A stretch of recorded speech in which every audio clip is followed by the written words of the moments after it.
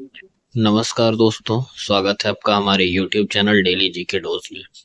आज है 10 अप्रैल और 10 अप्रैल से करंट अफेयर्स के जितने भी इम्पोर्टेंट क्वेश्चंस बन सकते हैं वो हम लोग इस सेशन में डिस्कस किया जाएगा।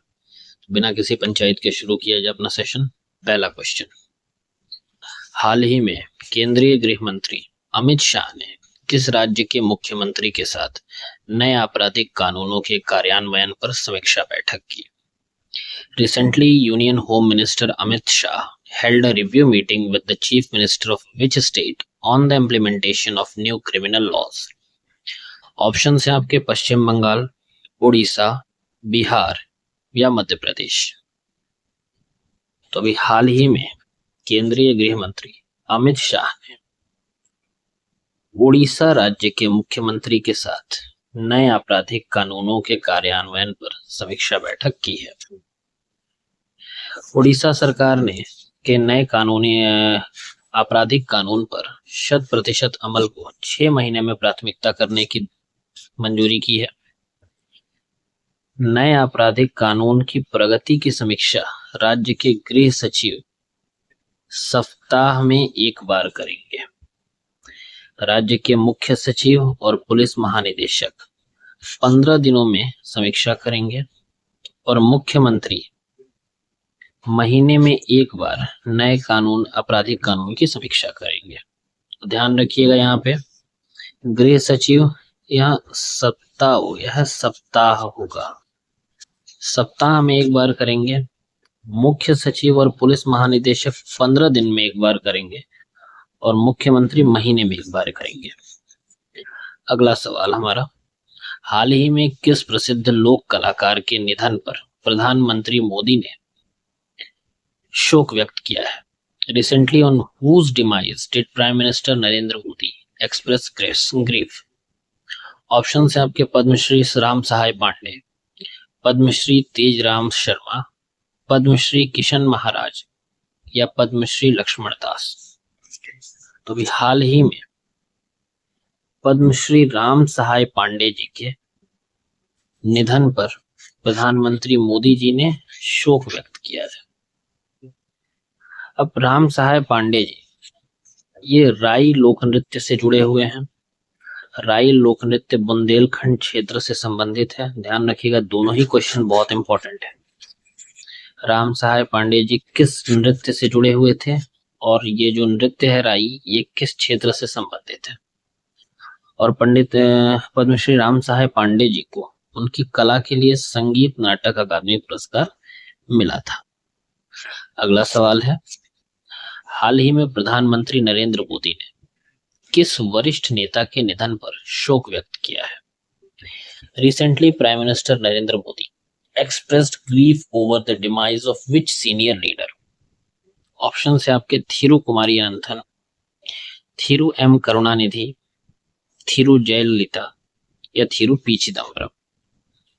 तो हाल ही में प्रधानमंत्री नरेंद्र मोदी ने थिरुकुमारी अनंथन जी के निधन पर शोक व्यक्त किया है। अब थिरुकुमारी अनंथन जी तमिलनाडु राज्य से संबंधित हैं। उनके योगदान को राजनीति और समाज सेवा के क्षेत्र में महत्वपूर्ण माना गया है और थिरुकुमार अनंथन जी ने तमिल भाषा को बढ़ावा देने के लिए बहुत प्रयास किया। अगला सवाल, हाल ही में प्रधानमंत्री नरेंद्र मोदी की अध्यक्षता में केंद्रीय मंत्रिमंडल ने किस योजना के आधुनिकीकरण को मंजूरी दी है? Recently, the Union Cabinet chaired by PM Narendra Modi approved the modernization of which scheme? Option है आपके प्रधानमंत्री फसल बीमा योजना, प्रधानमंत्री किसान कृषि सिंचाई योजना, आत्मनिर्भर कृषि योजना या राष्ट्रीय जल संरक्षण योजना। तो भी हाल ही में प्रधानमंत्री नरेंद्र मोदी की अध्यक्षता में केंद्रीय मंत्रिमंडल ने प्रधानमंत्री कृषि सिंचाई योजना के आधुनिकीकरण को मंजूरी दी है। अब प्रधानमंत्री किसान सिंचाई योजना की कमान क्षेत्र विकास और जल प्रबंधन उप योजना को हाल ही में स्वीकृति दी गई है। ध्यान रखिएगा, कमान क्षेत्र विकास और जल प्रबंधन जो है ये प्रधानमंत्री किसान सिंचाई योजना की उप योजना है। इस योजना का कुल आरंभिक परिव्यय 1600 करोड़ रुपए है। इस योजना का मुख्य उद्देश्य सिंचाई जल आपूर्ति नेटवर्क का आधुनिकीकरण करना है, यानी कि मॉडर्नाइजेशन करना है। इस योजना में जल प्रबंधन के लिए इंटरनेट ऑफ थिंग्स और SCADA तकनीक का उपयोग किया गया है। SCADA क्या है? Supervisory control and data acquisition. इस योजना को वर्ष 2025 से 26 तक के लिए मंजूरी दी गई है। इतने फैक्ट्स थे इससे। अगला सवाल, हाल ही में केंद्र सरकार ने किस राज्य या राज्यों में जीरकपुर बाईपास परियोजना को मंजूरी दी है? Recently, the central government approved the Zirakpur bypass project in which states? Option से आपके पंजाब और हरियाणा, उत्तर प्रदेश और बिहार, राजस्थान और गुजरात, महाराष्ट्र और मध्य प्रदेश। हाल ही में केंद्र सरकार ने पंजाब और हरियाणा राज्यों में जीरकपुर बाईपास परियोजना को मंजूरी दी है। जीरकपुर बाईपास NH7 और NH5 को जोड़ता है, ध्यान रखिएगा। स्टैटिक क्वेश्चन बन सकता है इससे। इस बाईपास परियोजना की कुल लंबाई 19.2 किलोमीटर है। इस परियोजना की कुल लागत 1878.3 करोड़ रुपए है और यह परियोजना हाइब्रिड एन्युइटी मोड पर विकसित किया गया है। अगला सवाल हमारा, तिरुपति पाकला कटपड़ी रेलवे लाइन दोहरीकरण परियोजना किन राज्यों में लागू की जा रही है? In which states is the Tirupati Pakala Katpadi railway line doubling project being implemented? Option से आपके कर्नाटक और तमिलनाडु, आंध्र प्रदेश और तमिलनाडु, तेलंगाना और आंध्र प्रदेश, या फिर केरल और कर्नाटक। तो हाल ही में तिरुपति पाकला कटपड़ी रेलवे लाइन दोहरीकरण परियोजना आंध्र प्रदेश और तमिलनाडु राज्यों में लागू की जा रही है। इस रेलवे लाइन के दोहरीकरण की कुल लंबाई 104 किलोमीटर है। इस परियोजना की कुल लागत 1332 करोड़ रुपए है और मुख्य उद्देश्य है इस परियोजना का तिरुपति शहर की कनेक्टिविटी में सुधार करना। अगला सवाल, किस राज्य की पुलिस ने जीपी दृष्टि पहल की शुरुआत करने की घोषणा की है? Which state police has announced to launch GP दृष्टि initiative? ऑप्शन है आपके पंजाब, हरियाणा, गुजरात या राजस्थान। हाल ही में गुजरात पुलिस ने जीपी दृष्टि पहल की शुरुआत करने की घोषणा की है।